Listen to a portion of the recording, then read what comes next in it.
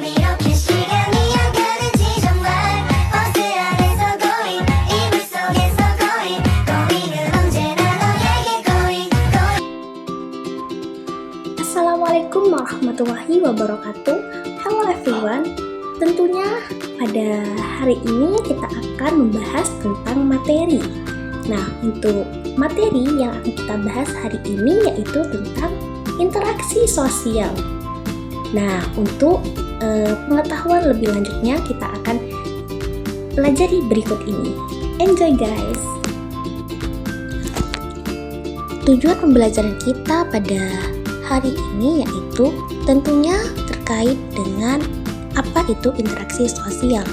Karena interaksi sosial itu sangatlah penting bagi kehidupan kita, yaitu kita akan menggunakan interaksi sosial ini dimanapun dan kapanpun.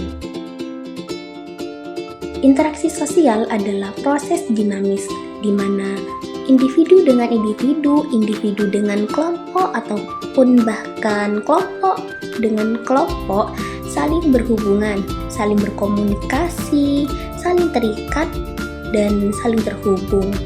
Nah, makanya interaksi sosial ini antara satu dengan yang lainnya itu sangat terikat atau bergantung. Jenis-jenis interaksi sosial. Yang pertama, interaksi secara langsung atau tatap muka. Nah, interaksi ini terjadi ketika seseorang individu atau bahkan kelompok bertemu secara langsung, bertatap muka, dan melakukan komunikasi di situ sehingga terjadilah interaksi sosial.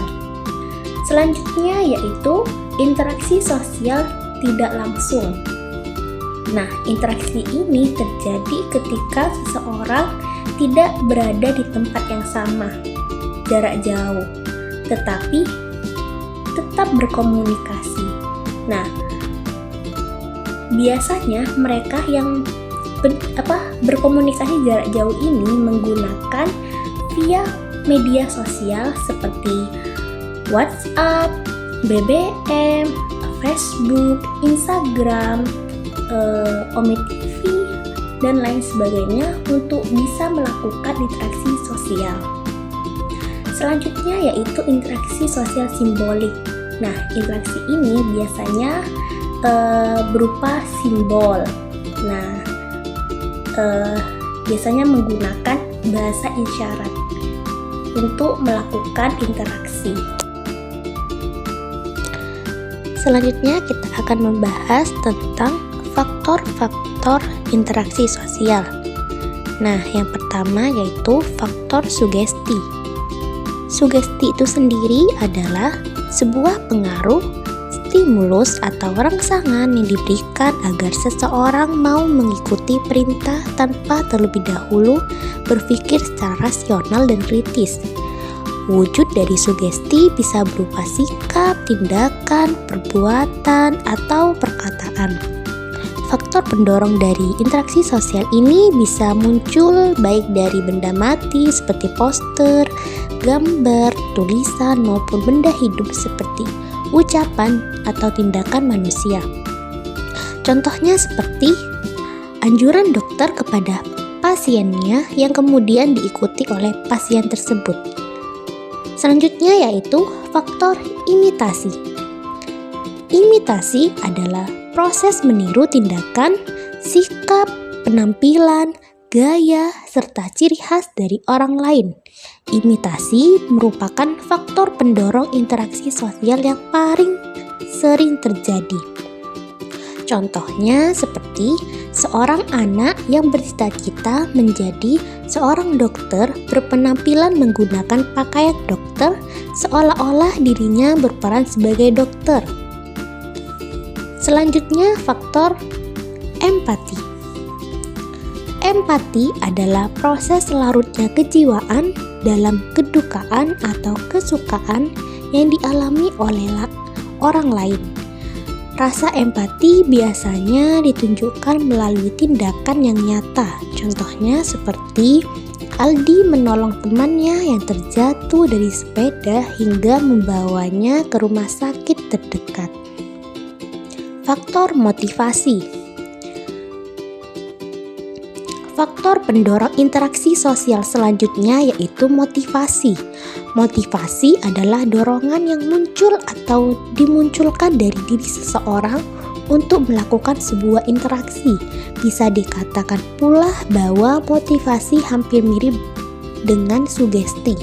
Hanya saja bila sugesti akan mengabaikan rasionalitas, maka motivasi akan mampu mendorong seseorang untuk melakukan sesuatu bersama dengan sikap kritis dan akal budinya.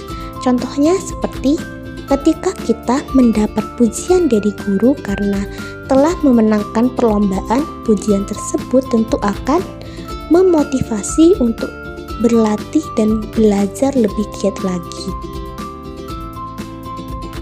Interaksi sosial tentunya sangat penting bagi kehidupan karena interaksi sosial membuat kita dapat memiliki sifat yang harmonis, terus juga memiliki rasa empati kepada orang lain hingga lain sebagainya. Karena interaksi sosial ini sangat penting bagi kehidupan.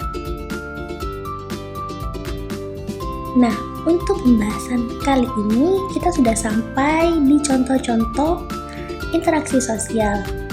Nah, seperti apa contoh-contoh interaksi sosial yang ada di sekitar kehidupan kita? Oke, mari kita bahas ya. Interaksi sosial ini memang sangatlah penting untuk kehidupan karena dengan kita berinteraksi sosial dengan sesama masyarakat atau bahkan teman, kita dapat menumpuk rasa empati atau bahkan simpati kepada seseorang atau teman-teman tersebut. Nah, dengan adanya interaksi sosial ini, kita juga dapat berbaur hingga memiliki banyak teman atau bahkan bisa menjalankan kehidupan sehari-hari dengan harmonis. Nah, beberapa contohnya interaksi sosial ini yaitu biasanya dimulai dari hubungan keluarga, di mana biasanya kalau keluarga atau bahkan orang tua hingga anak melakukan perbincangan, nah disitulah adalah interaksi sosial yang ada. Nah, ini semua adalah interaksi sosial yang ada di lingkungan masyarakat. Nah, interaksi ini terjadi antar warga, saling bergotong royong, berinteraksi antar sesama. Itulah yang menyebabkan terjadinya interaksi sosial.